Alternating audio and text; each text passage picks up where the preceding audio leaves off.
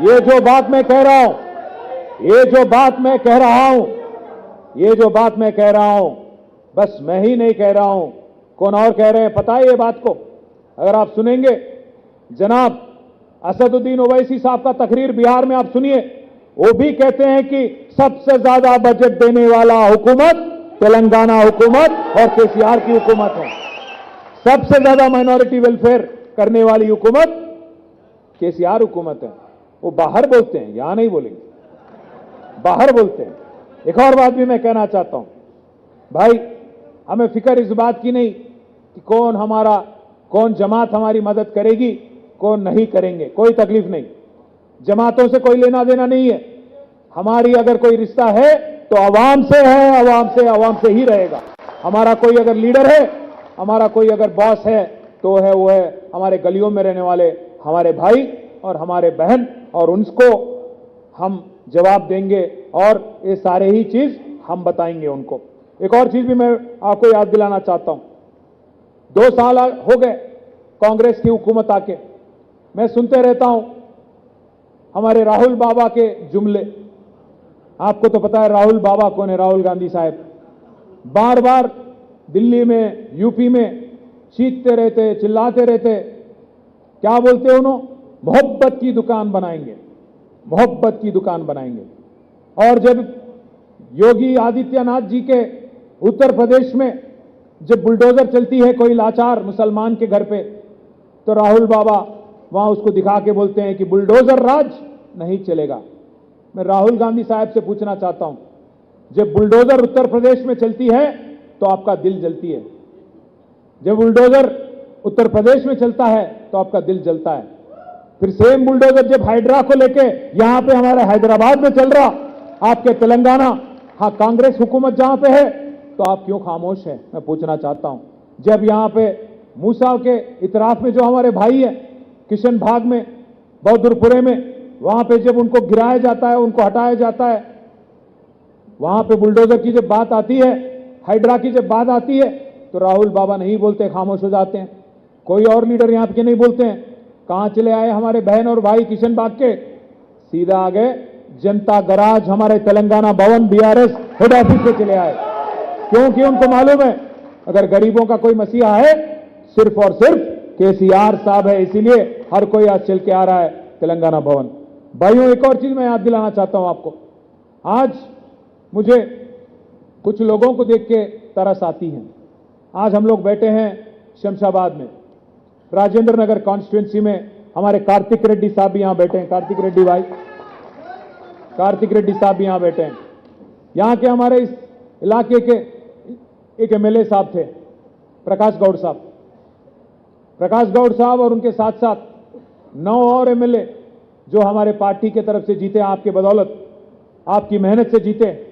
आज पता नहीं क्या उनको आ गया, दिल में निकल गए, जाके शामिल हो गए कांग्रेस में। उनको देख के तरस इसीलिए आता है क्योंकि आज आप जाके पूछिए उनसे, भाई आप कौन से पार्टी में हो? जवाब नहीं है उनके पास। कोई जाके जर्नलिस्ट, हमारा कोई दोस्त जाके कड़ियम श्रीहरि साहब से पूछ लिया, साहब आप कौन से पार्टी में हैं? क्या बोले मालूम? उन्होंने बोल रहे हैं कि जो पार्टी में मुझे रहना चाहिए वहीं पे हूं, याड उंडालनो आड़ने उड़ना। उन्होंने बोल रहे हैं। मैं इस वास्ते बोल रहा हूं ये बात आपको कि आज हालत ही ये जो हालत है, ना बोलने वाली हालत, कुछ भी नहीं बोलने वाली हालत, कि कौन से पार्टी में ये तक नहीं बोलने वाली हालत, ना सिर्फ उन 10 एमएलए का है बल्कि हमारे चीफ मिनिस्टर का भी वही हालत है। आज चीफ मिनिस्टर भी ये नहीं बोल पाएंगे आपको कि कौन से पार्टी के हैं, वो कांग्रेस के हैं कि बीजेपी के हैं, उनको खुद नहीं समझ आ रहा। मैं ऐसे ही नहीं कह रहा हूं ये बात, ऐसे ही नहीं कह रहा हूं ये बात। आप एक मिनट के लिए सोचिए, गौर करिए।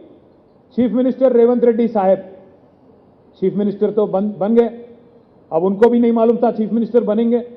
हमारे हैदराबाद में बोलते अड्डी मार गुड्डी दब्बा, तुक्का मार लिए, आके बैठ गए। अब सत्ता चलाना नहीं आ रहा उनको, 2 साल से बस वो एक ही काम कर रहे हैं। आजकल मैं देख रहा था, मैं इंस्टाग्राम में देख रहा था 2-4 दिन पहले, कोई एक हमारे मुशीराबाद का कोई भाई जबरदस्त रील बना दिया। क्या है उसमें? अरे क्या करे रे भाई रेवंत रेड्डी 2 साल में, बोले तो ऊपर केसीआर साहब का फोटो डाल दिए, नीचे रेवंत रेड्डी साहब का फोटो डाल दिए, ऐसा देख रहे हैं रेवंत रेड्डी साहब। क्या है मालूम हो, 2 साल में क्या करे रेवंत रेड्डी बोले तो, तेरा नाम लिया, तुझे याद किया, और कुछ नहीं किया। क्या करे आप 2 साल में? किस गरीब के लिए क्या करे? कोई एसटी के लिए करे, एससी के लिए करे, बीसी के लिए करे, माइनॉरिटी के लिए करे, खवातीनों के लिए करे, क्या करे आप? कोई एक स्कीम बताओ। कोई कुछ नहीं। मैं इसलिए बोल रहा हूं, आज रेवंत रेड्डी भी बेबस है। वो भी ऊपर दिल्ली से जो बड़े बड़े लोग हैं दिल्ली में, पता नहीं उनके शायद उनके कहने पे आज कुछ भी करने की कोशिश कर रहे हो हैदराबाद में और तेलंगाना में। आप एक मिनट के लिए सोचिए, रेवंत रेड्डी साहब खुल के बोलते हैं, कोई छुपाते भी नहीं, हो खुल के बयान देते हैं स्पीच में कि मैं मोदी के स्कूल में पढ़ा हूं, चंद्रबाबू का कॉलेज गया और आज राहुल गांधी के पास नौकरी कर रहा हूं। बीच में हमारे साथ भी थे, हाई स्कूल पढ़े, वहां पे बच्चा अच्छा नहीं था बोल के केसीआर साहब हकाल दिए, वो अलग बात है। और खुल के बोल रहे हैं, उन्होंने खुल के बोल रहे हैं कि मैं मोदी के स्कूल में पढ़ा, मैं चंद्रबाबू का कॉलेज किया, फिर बाद में आज राहुल गांधी के पास नौकरी कर रहा हूं। क्या कहना चाह रहे हैं आप? कहना ये चाह रहे हैं वो रेवंत रेड्डी साहब कि मोदी साहब हमारे को बख्श दो, मैं आप ही का शागिर्द हूं, आप ही का आदमी हूं, कभी भी आपके लिए काम आ सकता हूं बोल के इशारों इशारों में उनको समझाने की कोशिश कर रहे हैं। इशारे ही नहीं, उन्होंने हरकतों से भी सीधा सीधा मैसेज दे रहे हैं। राहुल गांधी ऊपर कहते हैं कि चौकीदार चोर है। वैसे चौकीदार कौन है मालूम है आपको? राहुल गांधी कहते हैं कि चौकीदार चोर है, रेवंत रेड्डी कहते हैं कि चौकीदार चोर नहीं है, चौकीदार हमारे बड़े भाई हैं। राहुल गांधी कहते हैं कि गुजरात मॉडल बेकार है, राहुल गांधी कहते हैं कि गुजरात मॉडल बेकार है। रेवंत रेड्डी साहब कहते हैं कि गुजरात मॉडल शानदार है, वही मेरे लिए मिसाल है। देखिए आप, राहुल गांधी कहते हैं कि सीबीआई, ईडी, आईटी सारे के सारे मोदी साहब के जेब के इंस्टीट्यूशन है, खराब इंस्टीट्यूशन है। रेवंत रेड्डी क्या कर रहे हैं? नहीं, सीबीआई काफी अच्छी चीज है, सीबीआई को केस देंगे, केसीआर साहब को अंदर करेंगे करके कालेश्वरम का केस किसको दिया उन्होंने? सीबीआई को दिया।